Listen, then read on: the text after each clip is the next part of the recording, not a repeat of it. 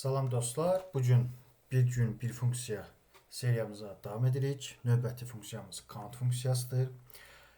Ancaq mən sizə daha əvvəl bir şey göstərmək istərdim. Dərsimə keçmədən qabaq mənim sizə göstərdiyim videolardakı dərslər Excel fayl ilə bağlıdır bu. İlk öncə bu mənim YouTube səhifəmdir. Dəstək olmanızı sevinirəm. Kod və cədvəl. Burada 2 dənə playlist var. Biri Power BI ilə əlaqədar 37 dərs, digəri Excel formullar. Power BI uzun bir marafon getmişdim. İndi davam edəcəyəm. Əsasən özümün tanışlarından funksiyalarla bağlı, hələ ki Excel ilə bağlı çoxlu suallar və sorğular gəlir. Bu səbəblə də hər ki Excel-ə güc verirəm. Mən sizə bu paylaşdığım videolardakı dərslərin Excel faylını hər dəfə mən linkini, misal üçün axırıncı dərsimiz today idi. İngiliscə klaviaturada burada kəsirəm, stoplayıram daha doğrusu. Komment bölməsinə qeyd edirəm. Linki, əgər bu linkə basarsanız sizə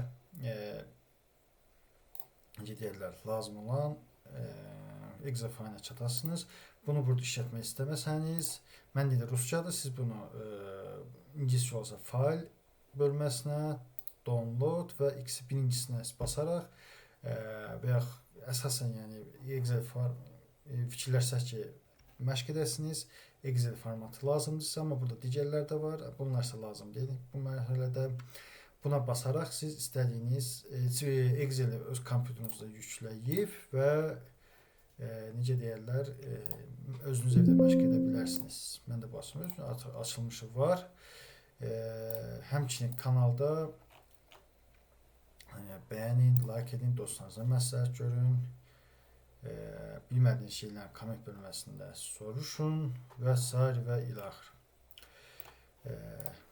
Gəlin, vaxt itirmədə dərsimizə başlayaq. Burada gördüyünüz rəqəmlər 10 ədəd rəqəm var. Count 10, elə bundan keçir. Hamısı rəqəm formatındadır. Hətta gəlin belə edək, number. Baxın, hamısı rəqəm formatındadır. Hətta istəsəniz bir dənə yox, is number.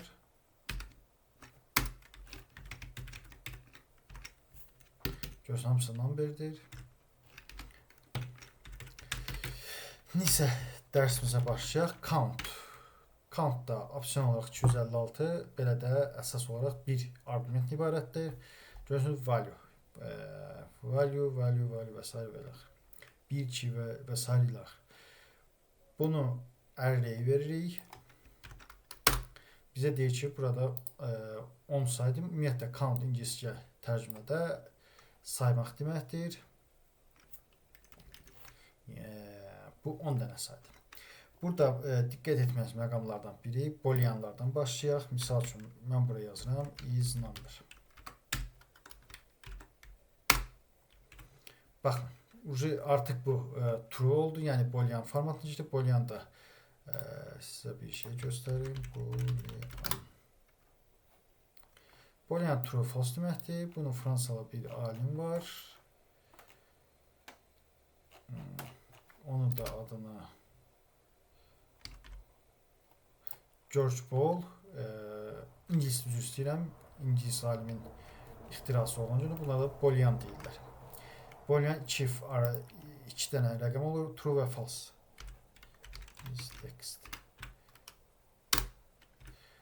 Və səhvsiz oldu bu. Count funksiyasında ancaq və ancaq rəqəmləri sayır. Hətta, misal üçün, biz bunu belə yazsaq, yəni text formatına keçirsək, bu əslində yazını saxlayın. Əgər Excel-də hüceyrədə, yəni seldə, bax bu bir dənə bu sarılatdığım sel deməkdir. A2 sel deməkdir. Yəni hüceyrədə bu A2 sel deməkdir. Ancaq 2 və daha çox artıq range sayılır. Mənim indi sarılatdığım A1-dən B1 olan bu artıq range sayılır. Amma ancaq A1 isə seldir. Gəlin belə eləyək istəyirsə, sizin üçün yadda qalsın. Bu seldir. Bu isə range'dir.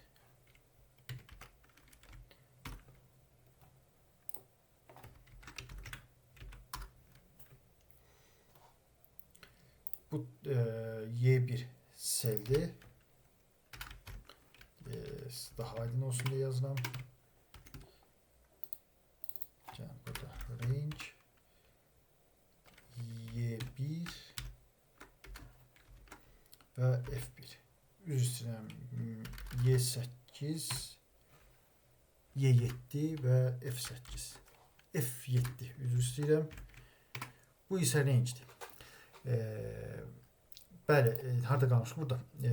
Əgər seldə məlumatlar sol tərəfindədirsə, soldadırsa, yəni burada kimi bu tekstdir. Bu hətta biz 8 saysaq belə, baxın bu ikisini seçirəm. Burada minimax 87 deyir. Yəni bunu Excel rəqəm kimi götürmür. Amma və lakin əgər bu sağdadırsa bu rəqəmdir. Bunu aydınlaşdırdıq.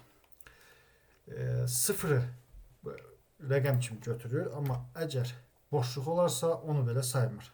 Saydıqlarını deyim sizə, 2 dənə buradan, 5 dənə də buradan, 7 dənə belə. Bu 7 nəticəsini verir bizə, boolean saymır, false saymır. Burada bir nüans var, fraction açıq çox işlətmir, bunu əqinçi riyaziyyatçılar və digər elm adamları işlədir. Bunu belə rəqəm olaraq götürür, yəni sayır daha doğrusu.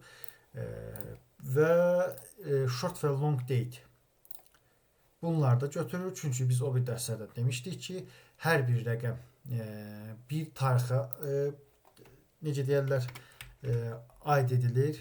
Necə? Baxın, 1 yazdım. Bunun short date isə 1 yanvar 1900-cü il. Bunu 0 yazmaq olmur. 0 yanvar 1900 olur. Yəni birdən başlayır burada tarixlər və belə ardıcılıqla gedir. Yəni ona görə də tarixləri hətta short date də olsa, long date də olsa formatında bu rəqəm sayır. Hətta və hətta saat olsa belə. Bunu time edirəm, yenə 7 olaraq götürür. Percentage də götürür.